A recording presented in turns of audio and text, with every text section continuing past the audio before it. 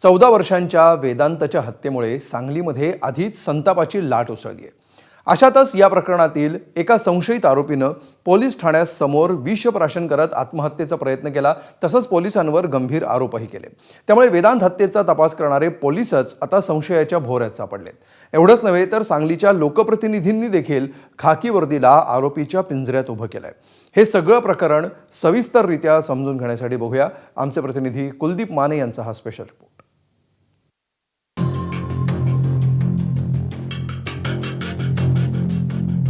सांगलीच्या मिरज तालुक्यातल्या आरग परिसरात राहणाऱ्या बाळासाहेब बंडगर यांच्या सांत्वनासाठी स्थानिक नेत्यांची ये-जा सुरू आहे। कारण 11 जूनला त्यांचा 14 वर्षांचा नातू वेदांतची डोळ्यात गोळी झाडून हत्या करण्यात आली आहे।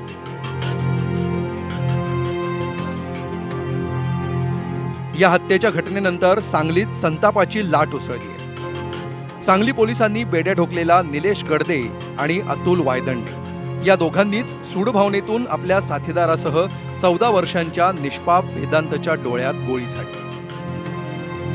मुख्य आरोपी निलेश गडदेचा बंडगर कुटुंबियांशी वाद होता, तो रेल्वेच्या माल धक्क्याच्या कंत्राटावरून।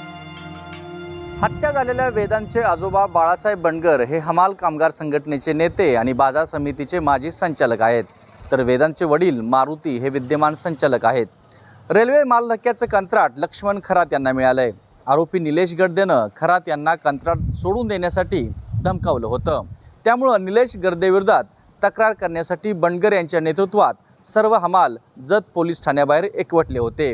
त्यावेळी संतप्त हमालांनी निलेश गडदेच्या वाहनावर दगडफेकही केली होती। निलेश गडदे 11 जूनला संध्याकाळी बंदूक घेऊन बंडगर यांच्या घरी पोहोचला। बंदूक बघून बाळासाहेब बंडगर बंगल्याच्या मागच्या बाजूला पळाले। मात्र मोबाईलवर खेळत बसलेला 14 वर्षांचा वेदांत आरोपी निलेश गडदेला दिसला। त्यानं वेदांतच्या डोळ्यात गोळी झाडली। रक्तस्राव झाल्यामुळे लहान जीवानं प्राण सोडले। त्या निलेश गडद्यानं फोन केलता मला, तुम्हाला तिघालाही मारून टाकीन। तिघं कोण? माझा मुलगा लक्ष्मण खरात, मुक्कदम आणि मी। काल लवकरात लवकर नोंद करून घेतला असतं, आम्ही इकडं जाऊन हे कुठलाही प्रकार घडला नसता आणि झाले ही सगळं जत पोलीस स्टेशनच्या आणि कोळेकर साहेबाच्या मुळे झालेलं आहे।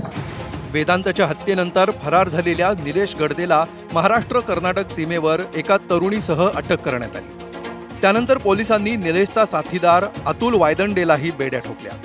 इतर 3 आरोपींचा शोध अजूनही सुरू आहे।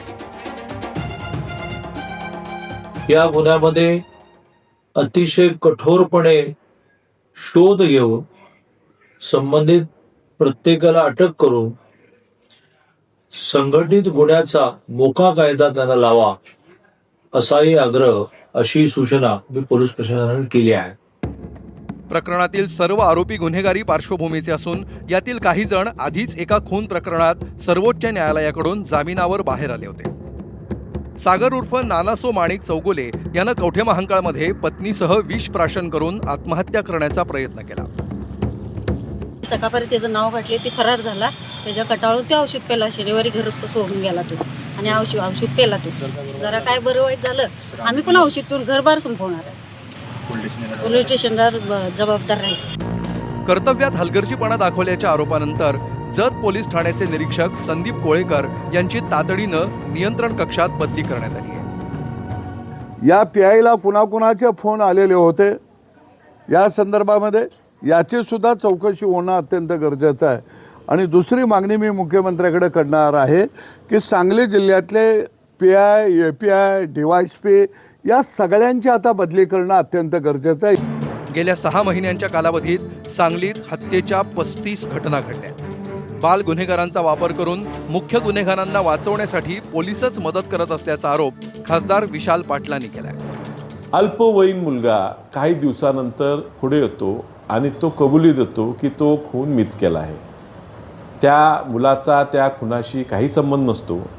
मात्र ह्या अशा तरुण मुलांना सुधारगृहात पाठवून वर्षभरात सोडवून घेऊन अशी खुनाचे आरोप स्वतःच्या अंगावर घेण्यासाठी एक टोळी ह्या पोलिसात काम करते।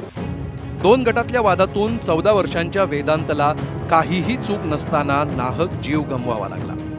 अशातच सांगलीच्या स्थानिक लोकप्रतिनिधींनी खाकी वर्दीवर लावलेले आरोपही गंभीर आहेत. त्यामुळे सांगलीत कायद्याचं राज्य आहे की गुंडांचं, असा प्रश्न उपस्थित होणं साहजिक आहे. कुलदीप माने, एबीपी माझा, सांगली.